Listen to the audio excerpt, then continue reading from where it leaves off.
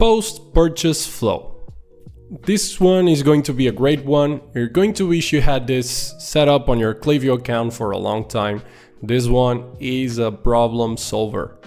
So we'll be going over the purpose of this flow, the full flow structure, and this is a pro version.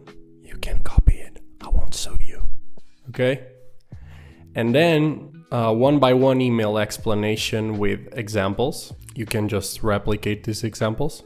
Purpose of this flow. You want to thank your customers for their vote of confidence and for supporting your business. You want to remove buyer's remorse and build excitement. All of this to increase satisfaction and decrease returns. The sneaky one, upsell. We don't want to be too pushy, so we want to make them add to their current order instead of just trying to upsell them everything you have. And we also want to generate reviews. We want to create an automated review generation system. Full flow structure, pro version. The trigger is place order, and we start with a split of the amount of orders people have placed. Okay. After the third one, people will be taken to a VIP flow. So we have the split. And then we have the first email, which is a thank you email and add to your order email as well. And the second one is a thank you from the founder, okay? So this one really is the one that we wanted to get as personalized as possible. But once we already need the split for the second one, why not do it for the first one already, okay? So if you make your emails more personalized, you will get better results. So we can also add the split before the first email, and then we get the first and the second email personalized. Okay. So first one, thank you, add to your order. Second one, thank you from the founder and add to your order as well. Then they merge into the third email, which is a almost ready email or on its way email. And then we have another split, this time a product split, because in the fourth email, we want to add a product guide. Okay, so obviously we want the product split so that the product guide is tailored to the product people purchase. And to finish, we have a fifth email asking for reviews. Email 1, as you can see, pretty simple structure, and we want to have a personalized top section. Instead of just saying thanks for your purchase, you can say thank you first timer, or second time is a charm, anything like that. Okay. Then we want to thank our customers sincerely. We want to be as sincere as possible, and we want to also keep it short. Okay. You can tell me that most of the people are not even going to read this, and probably you're right, but some people will. So we want to sound sincere and we want to keep it short to make sure that more people actually read it. Then we want to add a order summary. People are already waiting for a templatized email like this. If you purchase something, at least I speak for my actions. So I tend to go check my email to see if I got my email to confirm my purchase, and I always check the purchase summary to see if it matches. Okay, so we want to add the purchase summary, and we also want to remove buyer's remorse. So we want to associate good feelings with the purchase, cuteness, happiness, results in like fitness results.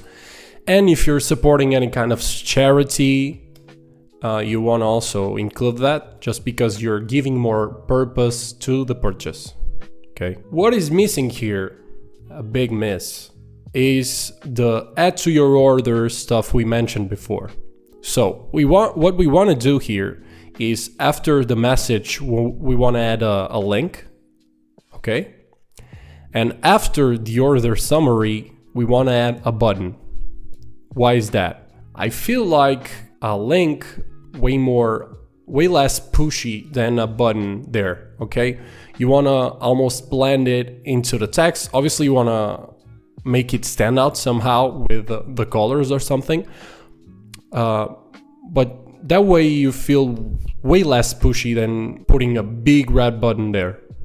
And you want to put it below the message just because you don't want to make people add to their order even before you thank them properly. And also, we want to add the button this time, but after the purchase summary, because people tend to check it, and once it's a graphic thing, not a text like the section before, we want to add a button, okay? Because the button at the end of the day will attract more attention and maybe you'll get more results with the button. Before, you don't want to add it because if you sound too spammy, you're gonna end up with less results, okay? But after the purchase summary, I think you would be better going with a button. And that's it for email number 1. Email 2, this is an email from the founder. So in the first paragraph, we want to include, and this is an example for a second time buyer, okay? So first paragraph, we want to keep it personal and sincere. A personal and sincere thank you to your customer. We also want it to be personalized. And if it's the third time people are buying, you want to mention the VIP customer. You want to mention that they're going to become a VIP customer next time they purchase. Okay, so I just wanted to send a personal thank you for choosing brand for the second time. Okay, this is the personalized part. Second paragraph, we want to remove buyer's remorse and we want to add purpose to the purchase once again. So at brand, we seek to give a longer and healthier life to our tail waggers, and it's incredibly rewarding to know that you and your dog are supporting our mission. Okay, it's simple and it makes sense, and we'll remove remorse and we'll give purpose. Then we have the by the way, the smooth, sneaky upsell. By the way, if you wish to add something to your order, you can still do it here. You don't sound pushy, you just sound convenient, okay? It's an email from the founder and you're telling people that if they want to still add something to their order, they can do it there. Simple. After, you want to thank once again and ask for suggestions. So thank you again for being a part of our journey and please reach out for any suggestions. Email 3. So in this email, you want to set expectations. So you want to tell them what they'll receive in terms of really physically what they'll receive, what they might have to do if your product requires some effort, some work from the customer in terms of putting it together or using it. And when will they receive it?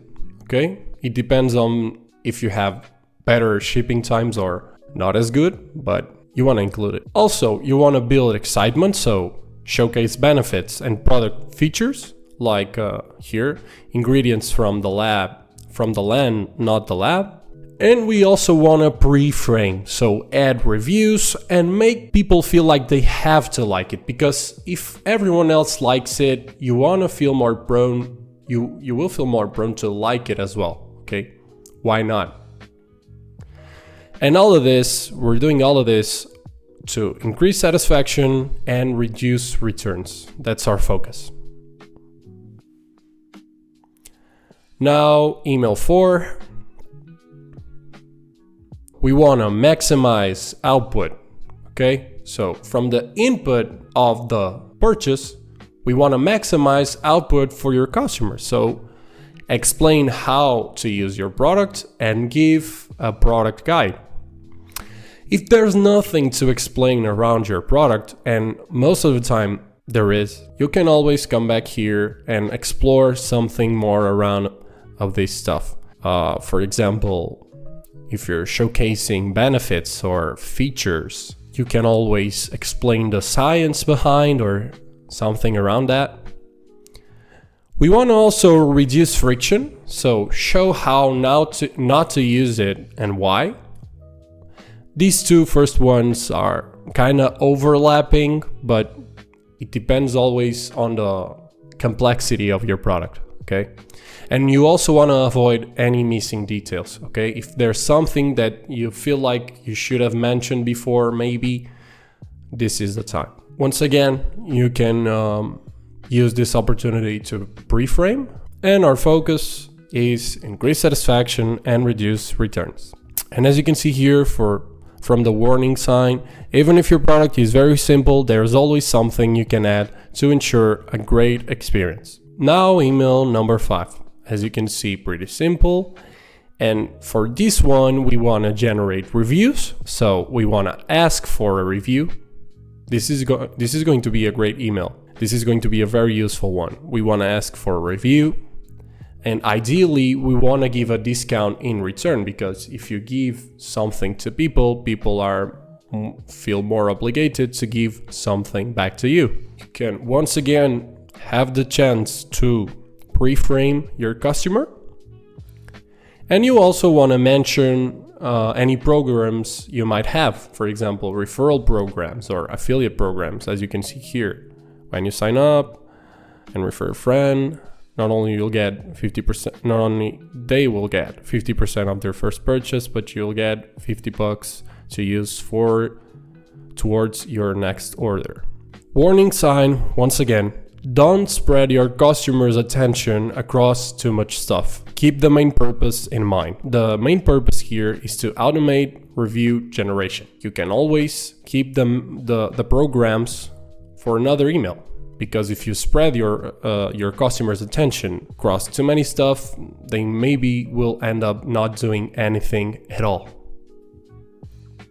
Before you go, if you want to add 50 to 150K in MRR in the next 60 days, I would like to offer you a free audit of your Klaviyo account.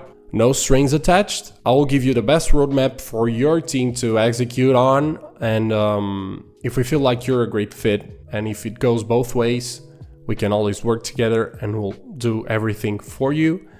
I have a video here explaining everything, kinda cringe.